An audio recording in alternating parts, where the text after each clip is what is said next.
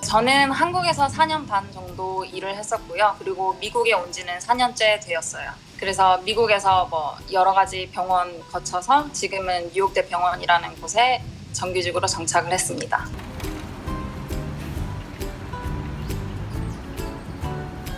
지금은 출근길을 영상으로 찍고 있는데요. 미국에는 탈의실이 따로 없기 때문에 유니폼을 항상 입고 출근을 하고요. 그리고 제 근무 시간은 아침 7시부터 저녁 7시까지이기 때문에 아침 6시에 일어나서 버스를 타고 출근을 합니다.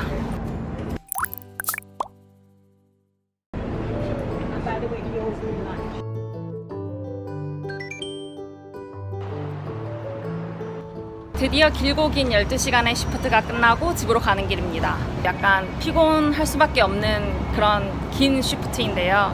그래도 주 3일째니까 좀 할만한 것 같아요. 간호사가 자기 스케줄을 자기가 짤 수가 있어요. 그래서 그거는 정말 여가 생활을 즐기기에도 정말 좋고 제가 다른 플랜을 짜기에도 굉장히 좋은 방식이에요. 지금 생각 좀 약간의 여유를 제가 드릴 테니까 생각이 나시면 말씀하시면.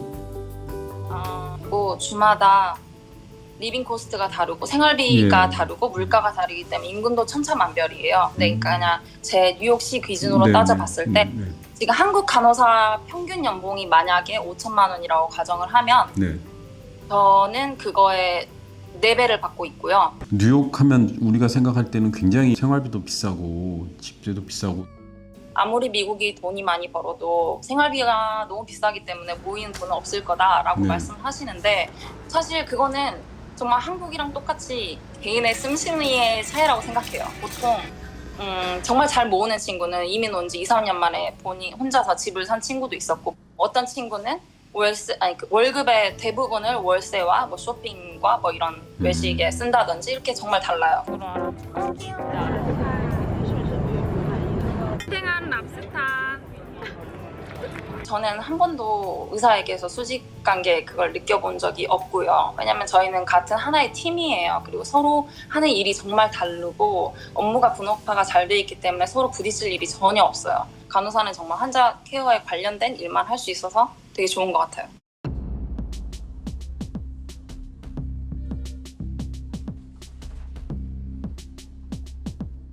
한국은 그러니까 최소의 인원으로 모든 일을 다 시키려고 하니까 비용 절감 차원에서 뭐 오늘은 낮 근무를 했는데 또 내일은 밤새는 근무를 할 수도 있고 밤새는 근무 후에 몇 시간 자지도 못했는데 또 바로 낮 근무로 가야 되는 경우도 있고 그래서 일단 육체적으로 너무 힘이 들어서 이거를 이제 평생 직업으로 삼기에는 조금 힘이 들겠다 싶었어요.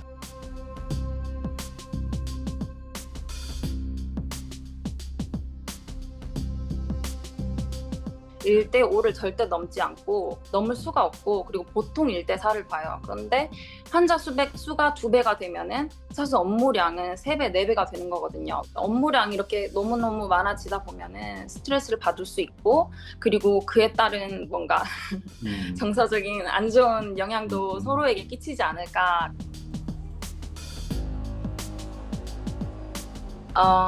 안 돌아갑니다. 솔직히 말하면 이민 초반에는 조국을 떠났다는 것에 대한 약간 회의감이 약간은 있었어요. 내가 이렇게 쉽게 떠나버리는 게 맞나 이런 생각을 정말 많이 했었는데 살면 살수록 이곳에서 제가 조금 더 행복하다는 거를 느꼈고 다시 그 한국 조직 문화에 섞여서 일을 하게 된다면 굉장히 스트레스를 많이 받을 것 같아요.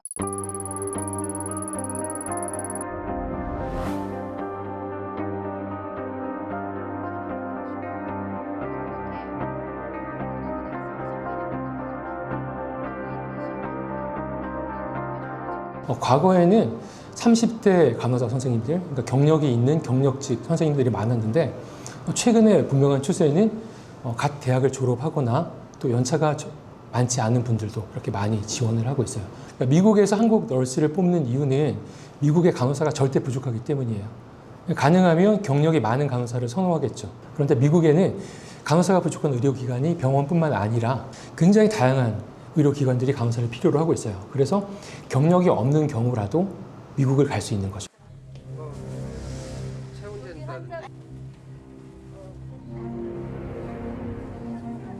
실습을 하면서 이제 선생님들이 업무적으로 너무 강도가 높다 보니까 좀 예민하게 나오시기도 하고 제가 막 그렇게 좀 강인한 성격은 아니기도 하고 좀 눈물도 많아가지고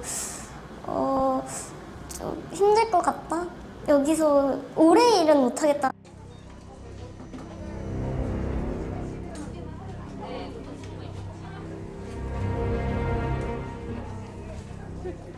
제가 그래도 10년 이상 일을 해봤잖아요. 근데 10년 전의 간호계와 지금은 똑같아요. 발전이 별로 없어요.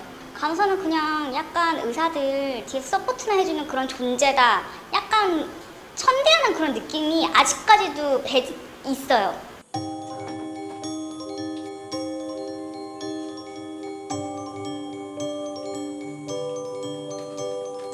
똑똑하고 능력 있는 학생들, 졸업생들이 NCLEX RN을 봐요.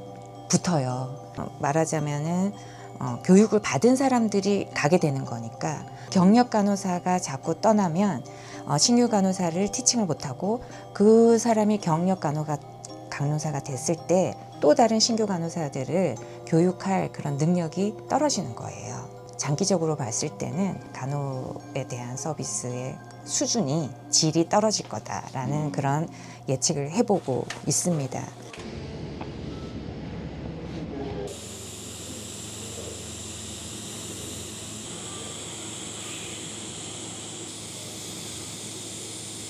이걸 용접의 이름으로는 뭐라고 그래요? 이 용접을? 이 용접은 티그 용접 티그 용접이라고. 또는 배관 용접이라고도 합니다. 이렇게 매끈하게 일정하게 쭉 튀어나와 있으면 이게 잘 된 거고요.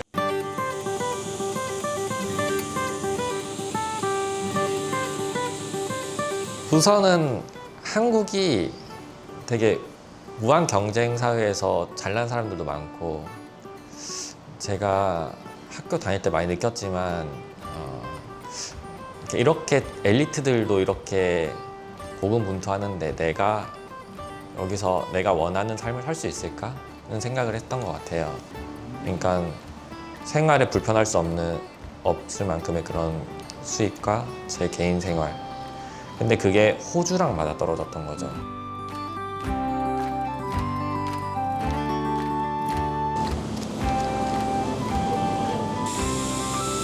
한국 현장 자체가 주말도 제대로 쉬는 거에 대해서 자유라고 하지만 실제적으로 자유는 아니죠. 제가 일요일에 한번 쉬겠다고 얘기했다가 공무원이냐라는 얘기를 들었어요, 지금. 근데 호주는 젠틀하다는 느낌이 들었어요. 현장에서 일하는데도 사람이 젠틀하고 나이스하고, 그리고 진짜 사장도 정말 가족처럼 대해주시고, 그냥 가족, 다 같이 가족 같아요. 한국에서 이만큼 같은 일을 하면 이만큼 번다면 호주는 얼마큼 벌어요? 그냥 제 기준으로 얘기를 하면 예. 한 2배 벌었던 것 같아요. 제가 이제 호주에서 이제 5월 달에 워킹 홀리데이 1년을 하고 들어왔는데요. 성인 되고 나서부터 제가 뭘 할까 그렇게 하다가 이제 대학교를 졸업하고 1년 동안 갔다 오게 됐는데, 그냥 아무 생각 없이 이렇게 살면 너무 행복하겠다. 그냥 워라밸도 너무 좋고. 정부는 근로자 해외 출가 계획의 하나로 서부독일의 탄광 근로자를 파견하고, 국민 여러분, 우리 광부들에게 많은 위문 편지를 보내 다 같이 그들의 행운을 빌어줍시다. 그런데 중동 지역에만 해도 우리나라 수십 개 업체에 많은 근로자들이 나가 국위를 떨치며 외화를 벌어들이고 있습니다. 탄광에서 3년 동안 일하고 돌아올 것이며 기술의 습득을 기대하면서 서부독일에 파견된 광부나 간호원들과 기술자들의 수가 날로 늘어나서 많은 외화를 벌어들이고 있음을. 한국인들이 많이 쓰는 사이트고 헤이코리안과 전코리안에 쓰이는 한국 기업들이 많이 포스팅을 하고 있어요. 그래서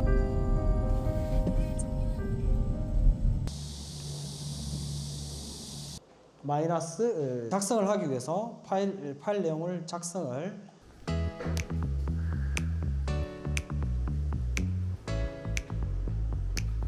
자기가 관심 있는 그 제미나이 활용법에 대해서 정리를 한번 해봐 주시면 좋겠습니다.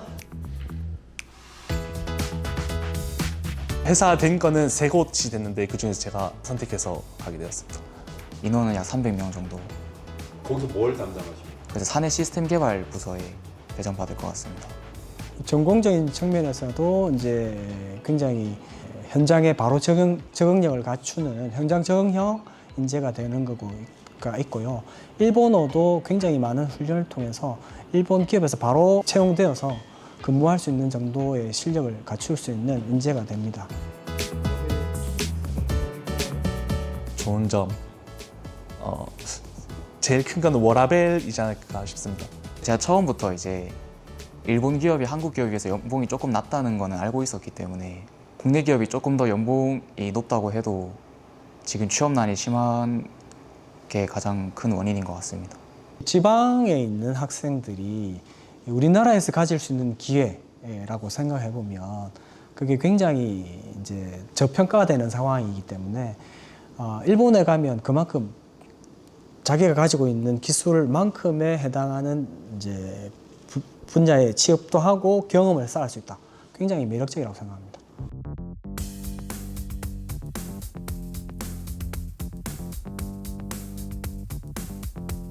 똑같이 신조를 채용할 때 예를 들어서 한국은 이미 다 갖춘 사람을 채용한다라고 보는 경우가 많다고 하면 일본은 이 사람이 아직 능력은 많이 없지만 관심도가 있고 포텐셜이 좋다. 그리고 회사의 방향성과 맞다라고 생각하면 채용을 해서 우리가 이 인재를 키워내겠다.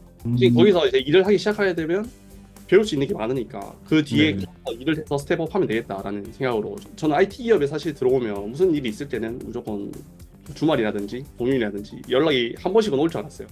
그 시간이 끝나면 절대 연락이 안 와요. 지금 1년 제가 한 반 정도 되는데 그 사이에 한 번도 없었습니다.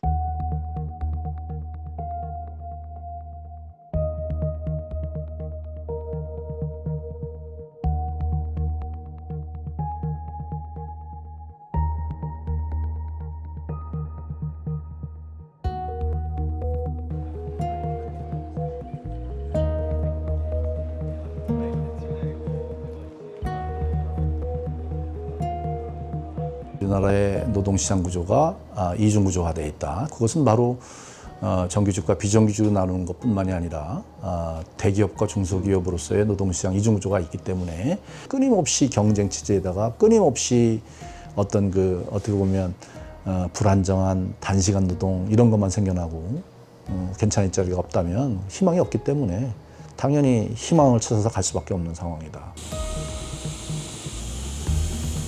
호주나 미국이나 캐나다를 가면 되게 자부심이 프라이드가 있어요. 나가서 이렇게 저 용접사예요 하면 무시하는 사람 한 명도 없어요. 근데 확실히 한국에서는 그런 게 좀 아직은 많이 변했지만 아직은 있다. 사실 자부심은 많이 올라갔죠. 왜냐면은 이게 사회적 인식이 되게 높고 사람들이 약간 감사할 줄 아는 것 같아요. 약간 감사하다는 말을 실제로 표현을 많이 하기도 하고